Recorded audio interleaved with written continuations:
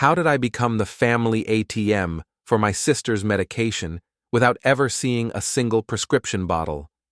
Why did her husband keep insisting everything was handled while her health kept getting worse?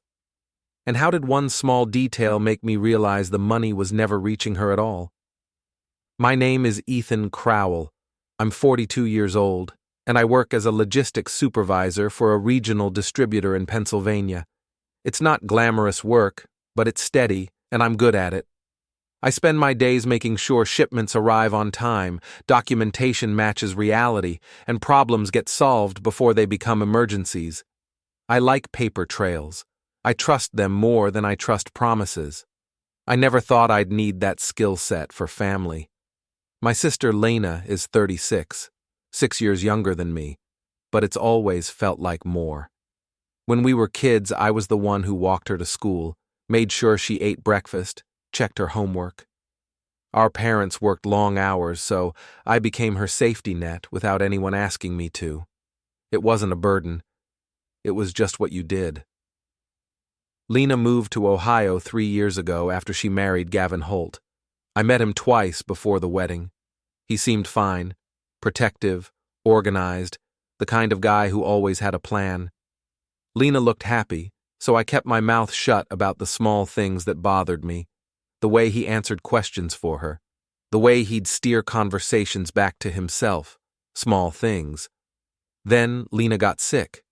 It started with fatigue, then joint pain, then a diagnosis I still can't pronounce properly, something autoimmune that flares up and requires ongoing medication to manage. The doctor said it's controllable, but she needs to stay on top of it. Refills every month, regular check-ins, blood work, the whole routine. I'm 400 miles away. I can't drive there every week. I can't move her back here because Gavin's job is there, their apartment is there, her doctors are there. So I did what I could. I sent money. It started simple. Gavin called me one night about 8 months ago. Lena was having a bad week, he said. The medication was expensive even with insurance, and they were stretched thin that month. Could I help out? Just this once? Before we dive deeper into this story, I have one small request. Please subscribe, drop a like, comment, and hit that hype button to boost this channel so more people can discover these incredible stories. I sent $300 through a payment app. Gavin thanked me, said Lena would call when she felt better. She didn't call. 2 weeks later, Gavin texted again. Refill time. Insurance was being difficult. Another $300? I sent it. This time I asked if I could talk to Lena. Gavin said she was sleeping, but he'd have her call me tomorrow. She didn't call tomorrow either. The pattern formed without me noticing it was a pattern. Every 2 or 3 weeks, Gavin would reach out. Always polite, always grateful. Always with a reason the money was needed right now. I'd send it, he'd thank me, and I'd wait to hear from Lena directly. I started keeping track in my head at first. Dates, amounts, reasons.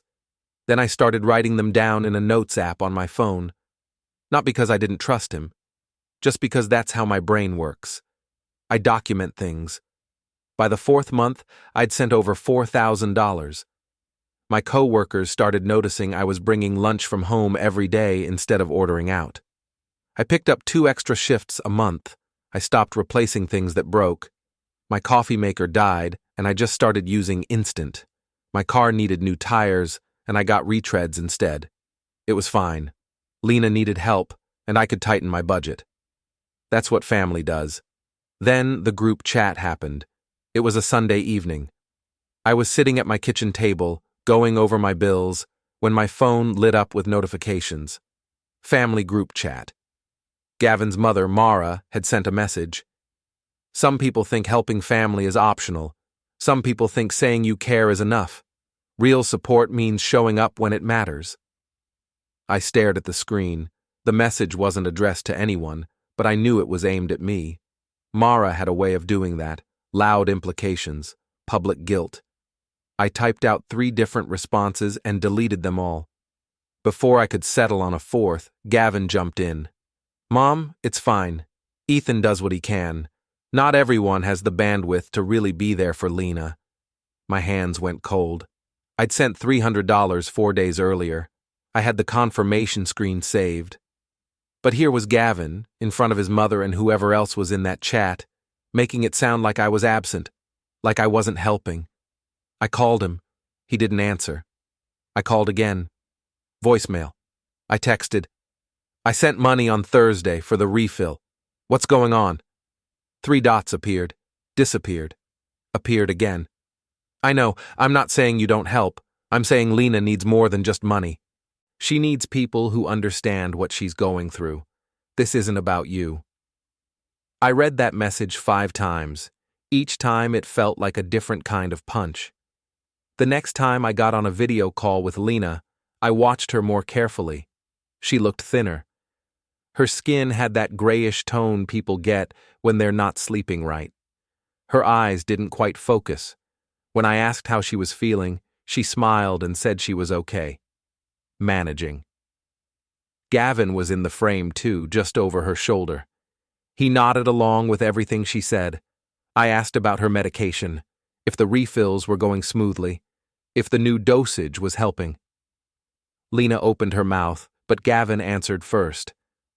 Everything's handled, Ethan.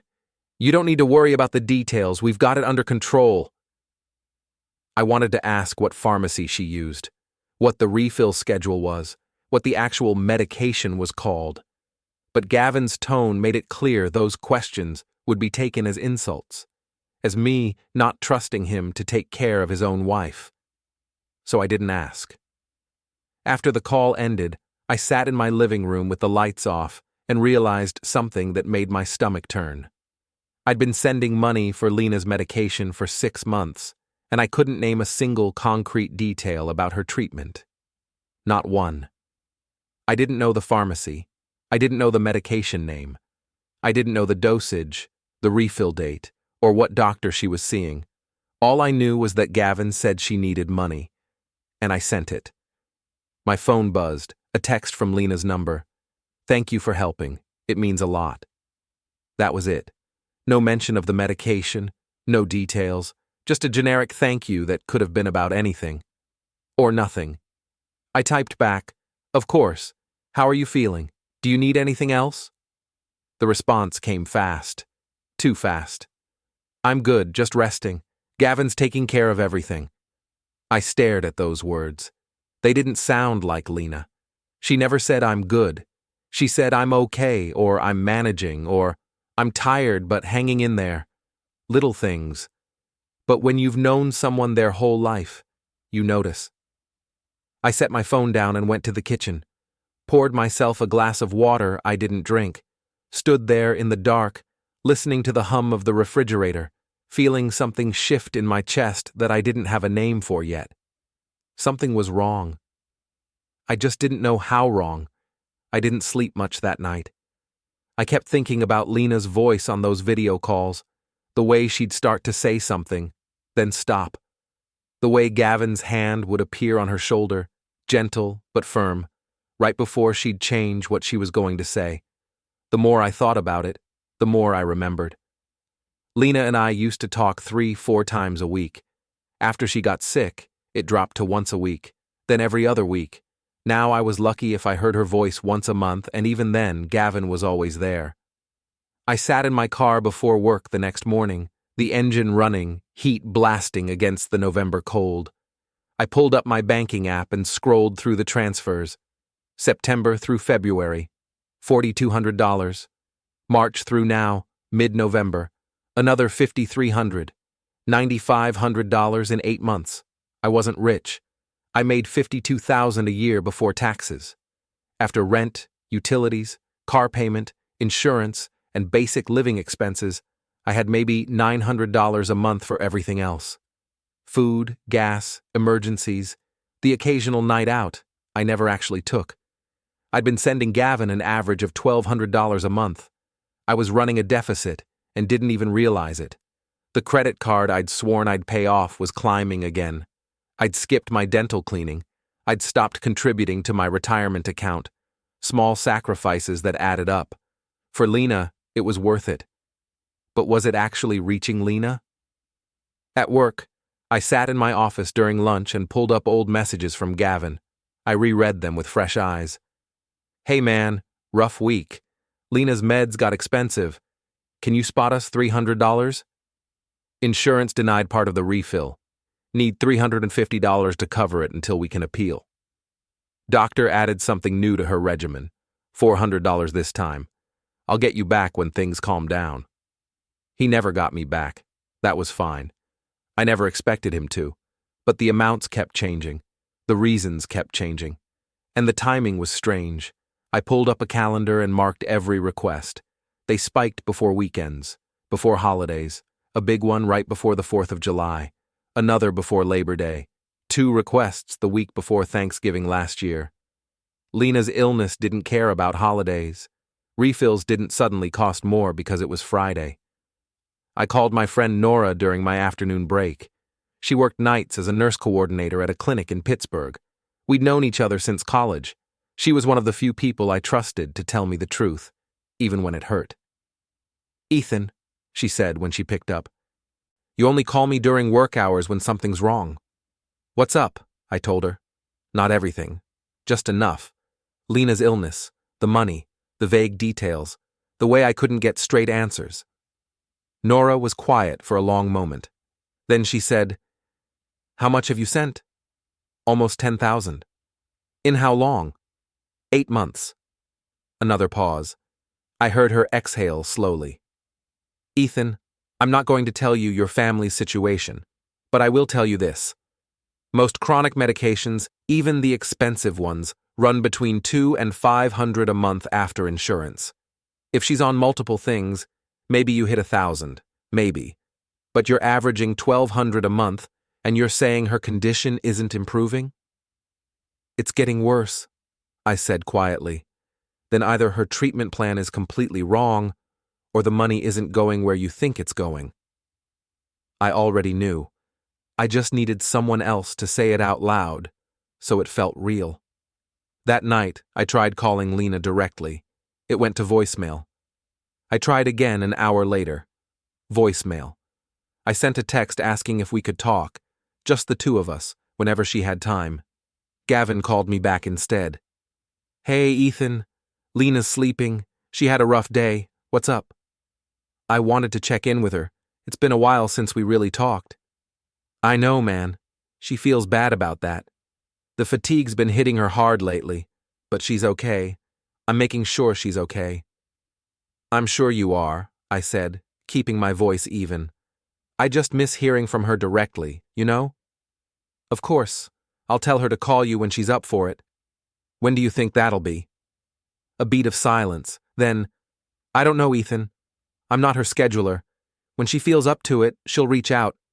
I can't force her to do things when she's this worn down. He was right. And he was wrong. And I couldn't figure out how to say that without sounding like I was accusing him of something I couldn't prove. Okay, I said. Just let her know I called. Will do. He hung up. I sat there with my phone in my hand, staring at the dark screen, and felt that shift in my chest again. Not quite anger, not quite fear. Something colder and sharper. The next weekend, I drove out to a sporting goods store and bought a small notebook. Old-fashioned, paper and pen. I went home, sat at my kitchen table, and started writing everything down in detail. Every date I'd sent money, every amount, every reason Gavin had given, every time I'd asked to speak to Lena and been redirected, every video call where Gavin had answered for her. It took me 3 hours. When I was done, I had 12 pages of notes. I didn't know what I was going to do with them yet, but I knew I needed them. 2 days later, I got another text from Gavin. Hey, Lena's refill is coming up early this month. Doctor changed the schedule. Gonna need $450 this time. Can you help out? I stared at the message. Early refill. Changed schedule. More money. I opened my banking app. I had $612 until my next paycheck. Rent was due in 4 days. I'd already pushed my car payment back once. But it was Lena. I sent the money. Gavin's response came immediately. Thanks, man. You're a lifesaver. I didn't feel like a lifesaver. I felt like an ATM. That night, I was lying in bed, staring at the ceiling, when my phone buzzed. A notification I didn't recognize at first. Then I saw it. A reminder, just a date. 3 weeks from now, and a single word. Lena. I didn't set that reminder. I didn't even remember seeing it before. I sat up, heart pounding, and checked the app. The reminder had been created 2 months ago. Auto-generated from something. A calendar event? A message? I couldn't figure it out. But that date was circled in my notebook too. It was the next time Lena's medication should have been due for refill, based on the pattern I'd tracked. 3 weeks from now. If Gavin asked for money before then, I'd know for sure. I closed my eyes and made a decision. Not a loud one. Not a dramatic one. Just a quiet shift in how I was going to handle things from now on. I wasn't going to fight. I wasn't going to accuse. I was just going to pay attention, and I was going to be ready. The request came 12 days later. I was at work, standing in the warehouse break room with a cup of coffee that had gone cold, when my phone buzzed. "Hey, Ethan, need to grab Lena's refill this afternoon. Insurance is being weird again. Can you send $400? I looked at the date. It was 9 days early. According to every pattern I'd tracked, she shouldn't need a refill for another week and a half. I didn't respond right away. I finished my shift, drove home, sat at my kitchen table with my notebook open, and stared at Gavin's message. Then I opened a separate app and checked something I should have checked months ago. Lena's social media. She barely posted anymore, but Gavin did. Pictures of dinners out, a new jacket, a concert ticket stub from 2 weeks ago. Nothing extravagant, nothing obvious, but enough to make the math stop working in my head. If money was tight enough that they needed my help every 2 weeks, how was Gavin buying concert tickets? I closed my eyes, took a long breath, felt heat spread through my chest and into my hands. My fingers curled into fists without me meaning them to. I wanted to call him. I wanted to scream at him. I wanted to get in my car, drive 400 miles, and make him explain every single dollar to my face. Instead, I stood up, walked to the sink, poured the cold coffee down the drain, washed the cup, dried it, put it back in the cabinet. Then I booked a flight. I didn't tell Gavin I was coming. I didn't tell Lena. I just used the last bit of credit I had on a card I'd been trying to pay down and bought a ticket for Friday morning. 3 days from now, I'd go see her, in person. I'd see where she was getting her medication. I'd see the bottles, the pharmacy labels, the refill dates. I'd see her without Gavin's hand on her shoulder and his voice in her ear. I'd see the truth. When Friday came, I called in sick to work. I drove to the airport, got on the plane, and spent the entire flight staring out the window, trying to keep my hands from shaking. I rented a car at the Ohio airport and drove straight to the address I had saved for Lena and Gavin's apartment. 40 minutes through flat highways and gray November skies. The building was plain, older, not bad, just worn. I parked in the visitor lot and sat there for a minute, trying to figure out what I was going to say. Before I could decide, my phone rang. Gavin. "Hey, Ethan, just checking in. Did you get a chance to send that money? Lena's got her appointment this afternoon and I need to grab the refill before the pharmacy closes." I looked up at the building. 3rd floor, Unit 3C. I could see the windows from here. "I'm actually in town," I said. Silence. Then, "What?" "I had some time off. Thought I'd come see Lena in person. I'm outside your building right now." More silence. Longer this time. I could almost hear him recalculating. "Oh, okay. That's great, but Lena's not feeling well today. She's been in bed most of the morning. Maybe this isn't the best time." "I flew 400 miles, Gavin. I'm not leaving without seeing her." A pause. Then his voice shifted. Harder. "Fine, come up, but don't stay long. She needs rest." I got out of the car and walked to the building entrance. The door buzzed open before I reached it. I climbed the stairs to the 3rd floor and found Unit 3C. Gavin opened the door before I could knock. He was 39, medium build, with a face that always looked like it was halfway to a smile, even when he wasn't happy. Right now, he wasn't smiling. "Ethan," he said, "good to see you." "You too." I stepped inside without waiting for an invitation. The apartment was small but clean. A couch, a TV, a kitchen visible through an open doorway. Everything looked normal, ordinary. Nothing that screamed emergency medical expenses. "She's in the bedroom," Gavin said, gesturing down a short hallway. "But seriously, man, she's really out of it today. Maybe just a quick hello?" I ignored him and walked down the hall. The bedroom door was half open. I knocked softly and pushed it the rest of the way. Lena was lying in bed, propped up on pillows. She looked worse than she had on the video calls. Thinner, paler. Her hair was pulled back in a messy knot, and there were dark circles under her eyes that makeup couldn't have hidden even if she'd been wearing any. When she saw me, her face shifted. Surprise, then something else. Relief, maybe. Or fear. "Ethan?" Her voice was quiet. Fragile. "Hey, Lena." I walked over and sat on the edge of the bed.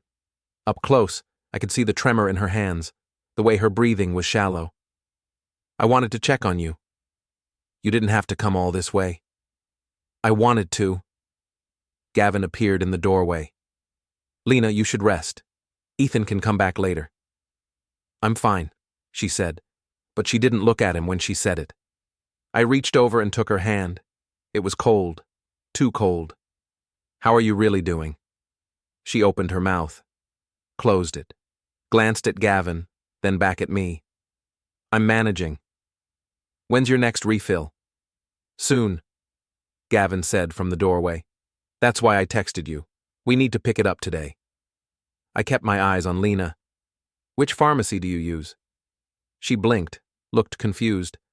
The one on, what's the street, Gavin?" "Prescott," he said quickly. "The one on Prescott and 4th. "Right," Lena said. "That one." I nodded slowly. "What medication are you on right now? I realized I don't even know the name." Lena's face went blank. I don't remember the name. It's long. Gavin knows." "It's an immunosuppressant," Gavin said. His voice was tight now, controlled. "The name doesn't matter.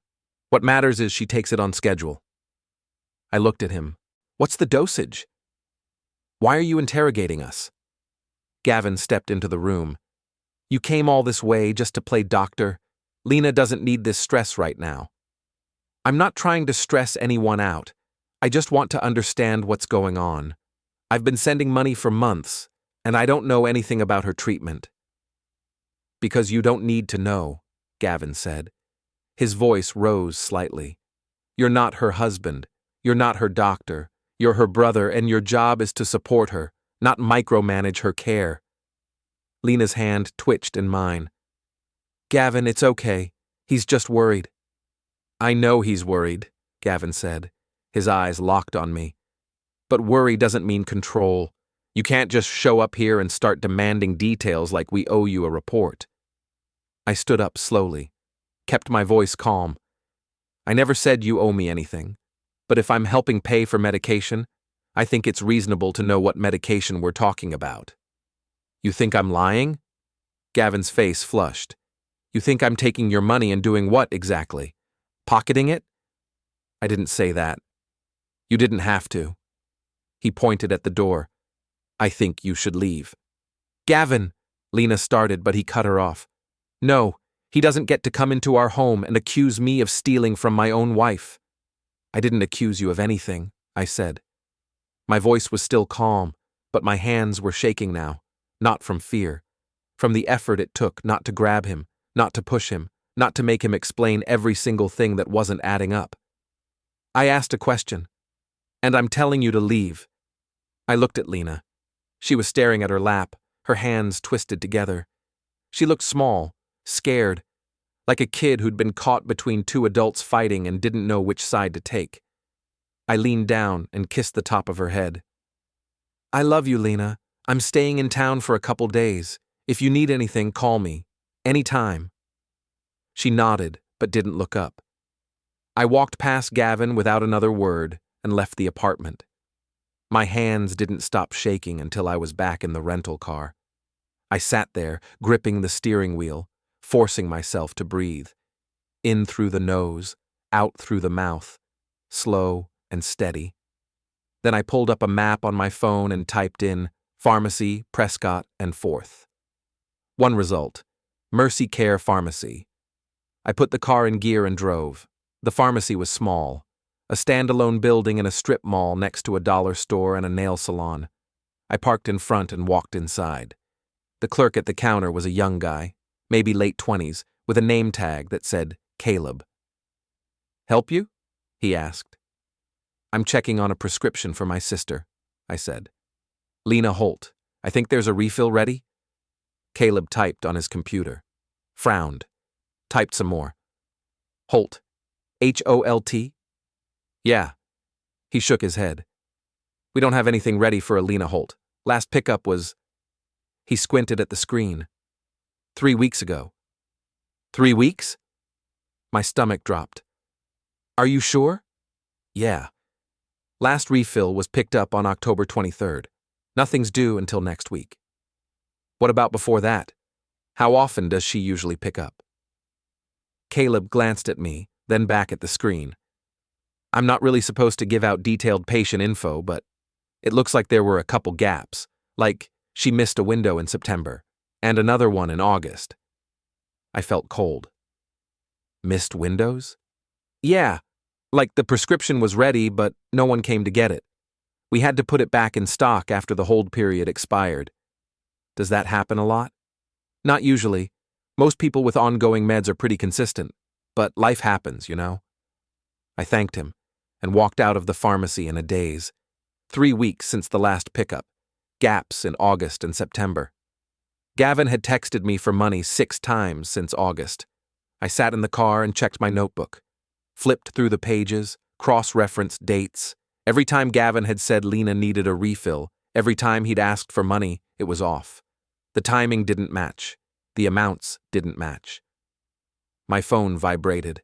A notification. That reminder again. Lena. But this time, when I tapped it, I saw something I'd missed before. A note attached to the reminder. Just a few words, typed by someone else's hand. "Don't let him keep me invisible." I stared at that note for a long time. Then I put the car in gear and drove back toward the city center.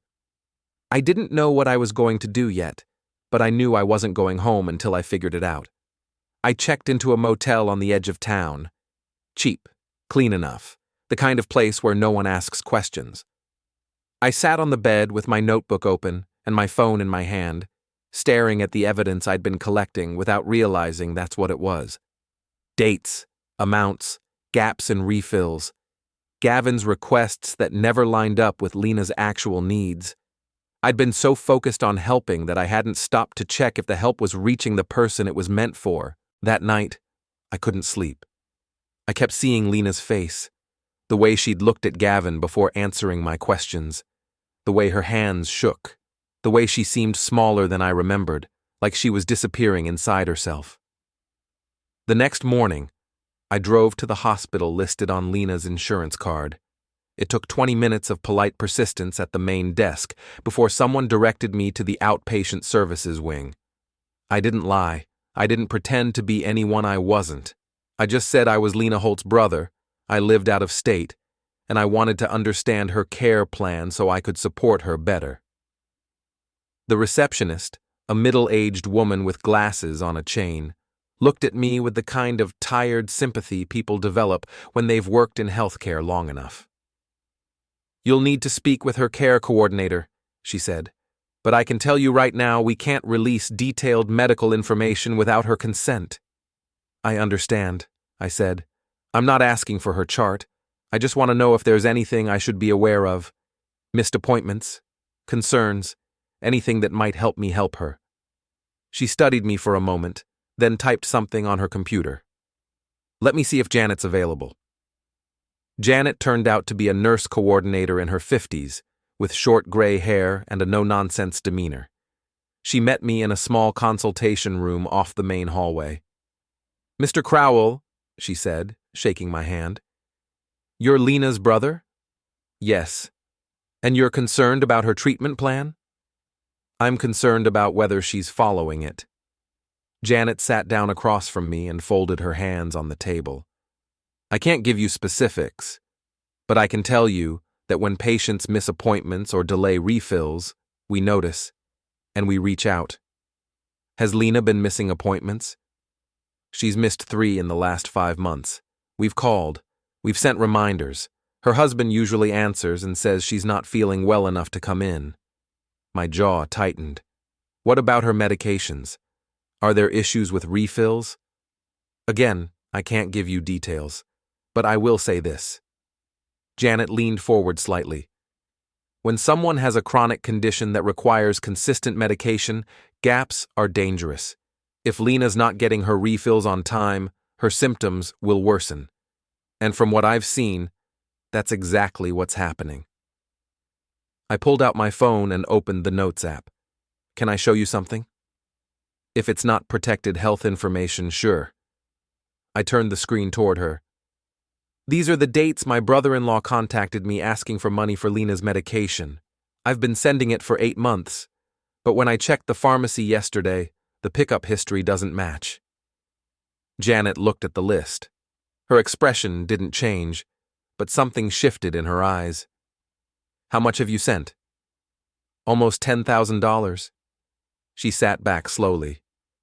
"Mr. Crowell, I'm not a lawyer, and I'm not a social worker, but what you're describing sounds like a situation you might want to document more formally." "I've been documenting." "Good. Keep doing that. And if you're concerned about financial abuse or medical neglect, there are channels for reporting that." "Channels," I repeated. "You mean like adult protective services?" "That's one option. There are others, but yes." I felt something settle in my chest. Not relief, not satisfaction, just clarity. What would I need to report something like that? Evidence of harm or risk of harm, medical records showing missed treatment, financial records showing misuse of funds, witness statements, anything that establishes a pattern. I have some of that. Then you have options. Janet stood up. "I can't tell you what to do, Mr. Crowell, but I can tell you that if Lena's not getting the care she needs, someone has to intervene. And if her husband is controlling access to that care, the situation is more serious than you might think." I left the hospital with a strange sense of purpose. I wasn't angry anymore. I was focused. I spent the rest of the day driving around the city, visiting places I'd only seen on maps: the pharmacy, the clinic where Lena was supposed to get blood work done, the hospital billing office, where I asked general questions about payment plans and insurance coverage without naming anyone specific. Everywhere I went, I listened. I asked careful questions. I took notes. By the time the sun set, I had a clearer picture, and it wasn't good. That night, I called Nora back in Pennsylvania. "I'm in Ohio," I said when she picked up. "I saw Lena. It's worse than I thought."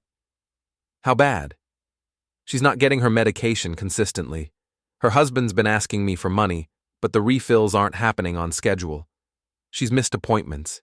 She looks terrible." "Ethan, you need to be careful. If you're thinking about confronting him—" "I'm not confronting anyone. I'm doing it the right way." "What's the right way?" "I don't know yet. But I'm figuring it out." Nora was quiet for a moment. Then she said, "Document everything. Don't make accusations you can't prove. And don't go to him directly. If he's controlling access to her care, confronting him will just make him tighten the grip." "I know. Do you have a lawyer?" "No." "Get one. Or at least talk to someone who knows family law or elder law. Even if Lena's not elderly, the same principles apply. Financial abuse, medical neglect, isolation. This is serious." "I know," I said again. And I did. After we hung up, I sat in the motel room and pulled up my laptop. I searched for attorneys in the area who specialized in family financial abuse. There were more than I expected. I bookmarked 3 of them. Then I called Lena. It went to voicemail. I didn't leave a message. I tried again. Voicemail. Again. Voicemail. On the fourth try, Gavin answered. Ethan, what do you want? To talk to my sister. She's sleeping. Then wake her up. No. His voice was flat, cold. You came into our home, disrespected me in front of my wife, and now you think you can just call whenever you want? That's not how this works. Let me talk to her, Gavin. Why? So you can fill her head with more paranoid accusations? No thanks. I didn't accuse anyone of anything. I asked questions, and I'm going to keep asking them until I get real answers. You know what your problem is, Ethan? You think because you send money you own us. You think it gives you the right to control how we live, but it doesn't. Lena's my wife. I take care of her, not you. If you're taking care of her, why is she getting worse? Silence. Then quietly, get out of our lives. The line went dead. I sat there with the phone in my hand, staring at the blank screen, and felt that heat rise in my chest again. But this time, I didn't let it turn into rage. I let it turn into something colder, sharper, more useful. I opened my email and started drafting a message to the first attorney on my list. 2 days later, I had a consultation scheduled, and 2 days after that, I had a plan. The attorney's name was Darren Pike. 51, gray at the temples, with the kind of steady, unimpressed demeanor that probably served him well in courtrooms. His office was on the second floor of a building near downtown, small but organized. Mr. Crowell, he said, shaking my hand. Tell me what's going on. I laid it out. All of it. The money I'd sent, the gaps in refills, Lena's missed appointments, Gavin's control over every conversation, every interaction, every decision. The pharmacy records that didn't match his requests. The way Lena looked smaller and sicker every time I saw her. Darren listened without interrupting. When I finished, he leaned back in his chair and folded his hands. Do you have documentation? I pulled out my notebook and my phone. I've been tracking everything for months, dates, amounts, messages. I also have a statement from the pharmacy about the gaps in pickups, and the hospital confirmed she's missed multiple appointments. Good. That's a start. He tapped his fingers on the desk. Here's what you need to understand. What you're describing could fall under financial exploitation and medical neglect. Those are serious, but proving them requires more than just your word. You need institutional corroboration. I have that. Some of it, but you need more. You need someone from the hospital or her care team to formally document concerns.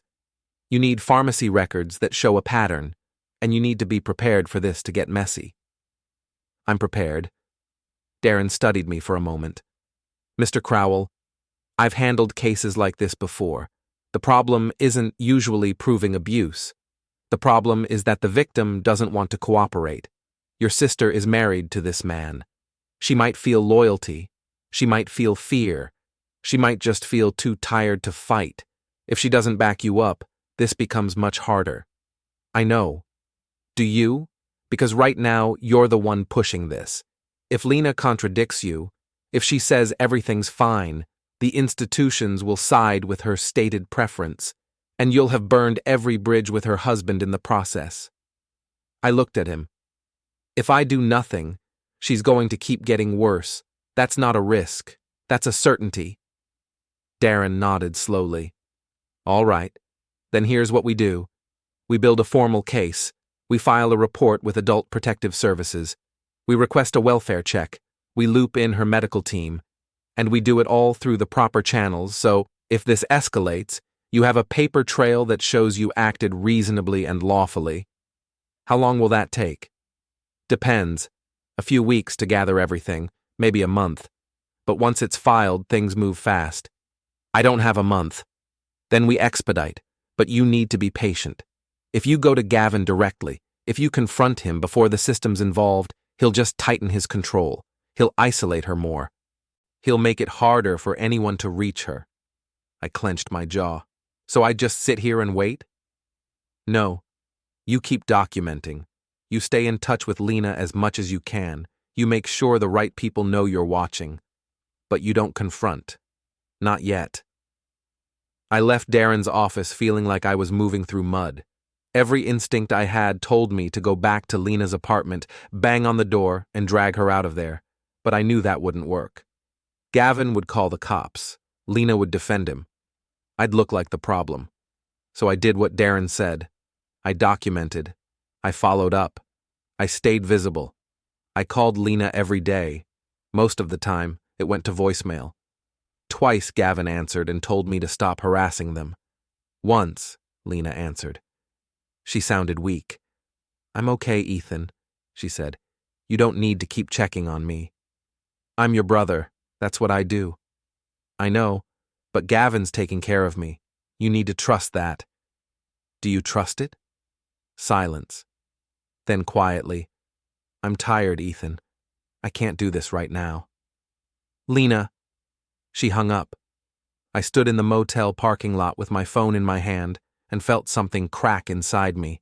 Not anger, something worse. The realization that my sister, who I'd spent my whole life protecting, didn't think she needed protection anymore. Or worse, didn't think she deserved it. 3 days later, I got a call from the hospital. "Mr. Crowell, this is Janet from Outpatient Services. You came in last week asking about your sister's care plan." "Yes." "There's a meeting scheduled for next Monday. Lena has a billing review and a care plan update. Her husband was notified, but I thought you might want to know as well." "What kind of meeting?" "It's routine. We do them every 6 months for patients with chronic conditions. We review their progress, adjust treatment if needed, and make sure there are no outstanding issues with payment or coverage." "Will Lena be there?" "She's supposed to be. Whether she shows up is another question." "What time?" 2 p.m., 3rd floor, conference room B. "I'll be there." "Mr. Crowell," Janet said carefully, "this is a medical meeting. If her husband objects to you being there, we can't override that. But you have the right to attend as family, as long as you don't disrupt the process." "I won't disrupt anything." "Good. See you Monday." I hung up and called Darren immediately. "This is it," I said. "This is where it happens." "Where what happens?" "Where I stop being the guy who sends money and starts being the guy who fixes this." "Ethan, slow down. What are you talking about?" I explained the meeting, the timing, the opportunity. Darren was quiet for a long moment. "This could work," he said finally. "If you present your documentation in a formal setting with medical staff present, they'll have to take it seriously. But you need to stay calm. You need to let the facts speak for themselves. No accusations, no drama, just evidence. I can do that. I hope so. Because if you lose control in that meeting, you lose everything." I spent the weekend preparing. I printed every message, every bank transfer, every note I'd taken. I organized it into a folder with tabs and labels. I wrote a timeline on a single sheet of paper, clear and factual, with no emotional language. On Sunday night, I barely slept. Monday morning, I drove to the hospital early. I sat in the parking lot with the folder in my lap, staring at the building, and thought about Lena when she was 6 years old. The way she used to follow me around the house. The way she'd climb into my bed during thunderstorms because she was scared of the noise. I was her big brother. That's what I'd always been. And I wasn't going to stop now. At 1:45, I walked into the hospital, found the 3rd floor, found conference room B. The door was closed. I stood outside, listening to muffled voices. Then I knocked. A woman opened the door. Hospital administrator by the look of her. Professional, polite, cautious. "Can I help you?" "I'm Ethan Crowell, Lena Holt's brother. I was told there was a meeting about her care plan." "Are you on the list?" Janet from Outpatient Services suggested I attend. The woman glanced over her shoulder, then back at me. "One moment." She closed the door. I heard low voices. Then the door opened again. "You can come in," she said. "But please understand, this is a formal review. If anyone objects to your presence, you'll be asked to leave." "Understood." I stepped inside. The room was small, a conference table with 6 chairs. Lena sat at one end, looking pale and nervous. Gavin sat beside her, his hand on her arm. 2 hospital staff members sat across from them, and at the head of the table, an empty chair. Gavin's eyes locked on me the moment I walked in. "What the—" He stood up. "What are you doing here?" "I'm here for my sister." "This is a private meeting. You weren't invited." "Actually," the administrator said calmly, "immediate family members have the right to attend care plan reviews unless the patient specifically objects. Mrs. Holt, do you object to your brother being present?" Lena looked at Gavin, then at me. Her eyes were wide, frightened, but she shook her head. "No, it's okay." Gavin sat down slowly, his jaw tight. I took the empty chair at the head of the table and set my folder down in front of me. The meeting was about to begin. The administrator introduced herself as Patricia Morris, Hospital Billing and Care Coordination. The other staff member was Dr. Priya Raman, Lena's supervising physician. Both of them had folders open in front of them, filled with forms and charts I couldn't see from where I sat. "All right," Patricia said. "This is a routine care plan and billing review for Lena Holt. We're here to make sure her treatment is on track, address any outstanding issues, and confirm there are no barriers to her continued care." She looked at Lena. "Mrs. Holt, how are you feeling today?" Lena's voice was barely above a whisper. "Tired, but okay." "Are you experiencing any new symptoms? Any concerns about your current medication plan?" Lena glanced at Gavin. He gave a small nod, and she said, "No, everything's fine." Dr. Raman flipped through her folder. "Mrs. Holt, I see you've missed 3 scheduled follow-ups in the last 5 months. Can you tell me why?" Lena faltered. "I wasn't feeling well enough to come in."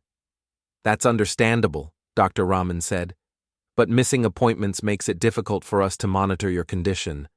If you're not well enough to come in, we can arrange home visits or telehealth check-ins. Did anyone discuss those options with you?" "No." Dr. Raman frowned slightly and made a note. "And your medication adherence.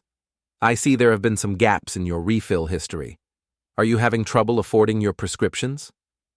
"No," Gavin said quickly. "We've been managing it." Dr. Raman looked at him. "Mr. Holt, I appreciate your input, but I need to hear from Mrs. Holt directly. This is her care plan." Gavin's face flushed, but he stayed quiet. "Mrs. Holt," Dr. Raman repeated, "have you been taking your medication consistently?" Lena hesitated.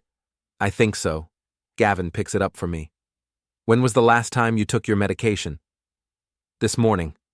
"And before that?" Lena's face went blank. I'm not sure. A few days ago?" Dr. Raman and Patricia exchanged a glance. Dr. Raman made another note. I opened my folder. My hands were steady. My voice was calm. "Can I say something?" Gavin's head snapped toward me. "No, you can't. This isn't about you." "Actually," Patricia said, "if Mr. Crowell has information relevant to Mrs. Holt's care, we should hear it." "He doesn't have information," Gavin said. "He has accusations. He's been harassing us for weeks because he thinks I'm stealing from him or something. He's paranoid." "I'm not paranoid," I said evenly. "I'm concerned, and I have documentation." I slid the folder across the table toward Patricia and Dr. Raman. "For the last 8 months, Mr. Holt has been contacting me regularly, asking for money to pay for Lena's medication. I've sent him almost $10,000. But when I checked with the pharmacy last week, the refill history doesn't match the requests." Patricia opened the folder and started reading. Dr. Raman leaned over to look as well. Gavin stood up. "This is inappropriate.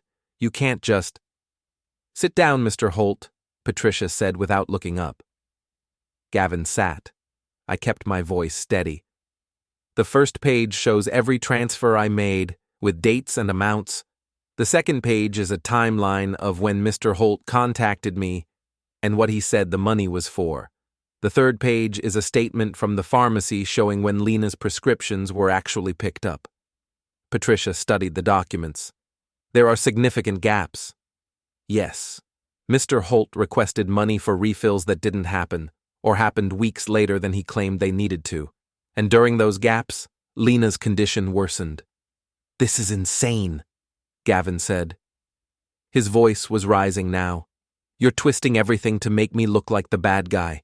I've been taking care of her. I've been handling everything because she's too sick to deal with it herself." "Then why did she miss 3 appointments?" I asked. "Why are there gaps in her medication? Why does the money I sent not match the refills she received?" "Because..." Gavin stopped. His jaw worked. "Because things got complicated. Insurance issues. Scheduling problems. It's not as simple as you're making it sound." "Then explain it," Dr. Rahman said. "Walk us through it. If the money Mr. Crowell sent was used for Mrs. Holt's care, where did it go?" Gavin stared at her, then at me, then at the documents on the table. His face was red now, his hands clenched into fists. "I don't have to explain anything to you people. This is my wife, my house, my business." "Mrs. Holt is a patient under our care," Dr. Rahman said. "And if there's evidence she's not receiving appropriate treatment, that is absolutely our business." Patricia picked up a pen and made several notes. "Mr. Holt, I'm going to need detailed records of how the funds Mr. Crowell provided were used. Bank statements, receipts, anything that shows the money went toward medical expenses." "I don't have receipts, I paid cash." "For $10,000? Patricia raised an eyebrow. "Over 8 months? That's a lot of cash transactions, Mr. Holt." Gavin's mouth opened, closed. He looked trapped. I pulled out another sheet. "I also spoke with the pharmacy. They confirmed that on multiple occasions Lena's prescriptions were ready for pickup but weren't collected until days or weeks later. Sometimes they expired and had to be reordered." Dr. Rahman looked at Lena. "Mrs. Holt, did you know your prescriptions weren't being picked up on time?" Lena's eyes were filling with tears. "I didn't know. Gavin said he was handling it. He said everything was fine." "It was fine," Gavin said desperately. "I was juggling a lot. Sometimes things slipped through the cracks. That doesn't mean I was stealing." "No one used that word," Patricia said. "But the pattern Mr. Crowell has documented raises serious concerns about financial exploitation and medical neglect." "Exploitation?" Gavin's voice cracked. "I'm her husband. I love her. I've been trying to keep her alive while he sits 400 miles away and judges me." "You asked me for help," I said quietly. "I gave it, but it wasn't reaching her, and you knew that." "You don't know what it's like," Gavin shot back. "You don't know how hard it is to watch someone you love get sicker and not be able to fix it. I did the best I could." "The best you could?" My voice stayed calm, but something cold settled in my chest. "You told me the money was for her medication. Where did it go, Gavin?" He didn't answer. Dr. Rahman closed her folder. "Mr. Holt, I'm recommending an immediate review of Mrs. Holt's medication plan and a social services consultation. We need to ensure she's receiving appropriate care and that there are no barriers to her treatment." "I'm also initiating a formal report," Patricia added. "Based on what Mr. Crowell has presented, there's sufficient cause to investigate potential financial exploitation." Gavin stood up so fast his chair nearly fell over. "This is unbelievable. You're all turning on me because of him," he pointed at me. "He shows up with some printouts and suddenly I'm the villain. Lena, tell them I've been taking care of you." Lena looked at him. Tears were streaming down her face now. "I don't know, Gavin. I don't know anymore." His face went white. "What?"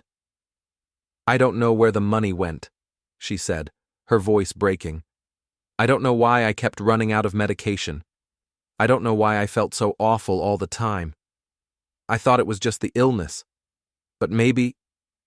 She looked at me. "Maybe it wasn't." Gavin's hands shook. "Lena, you can't believe this.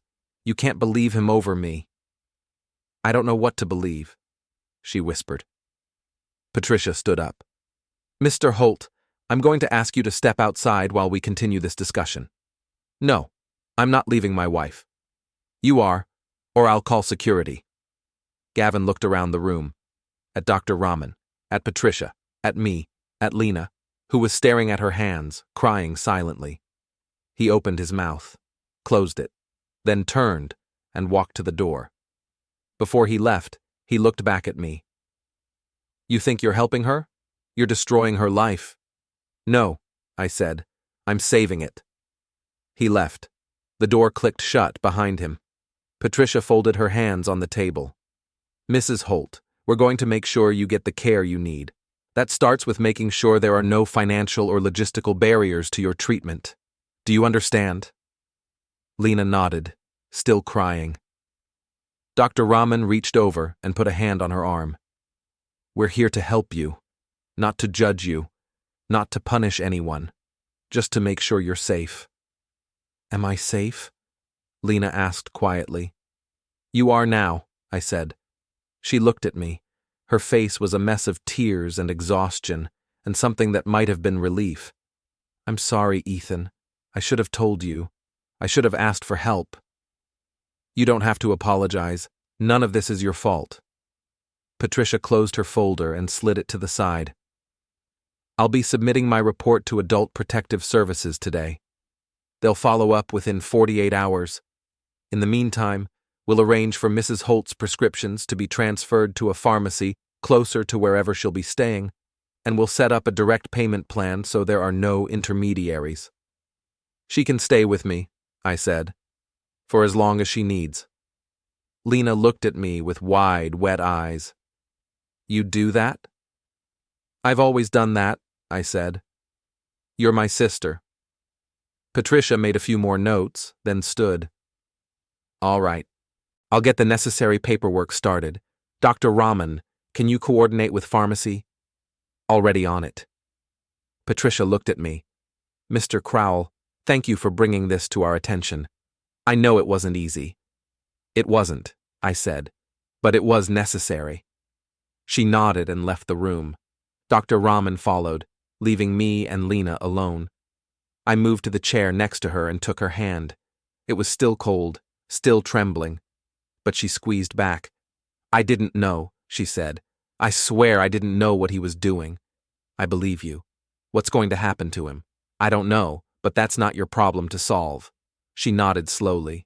Then, after a long silence, thank you. You don't have to thank me.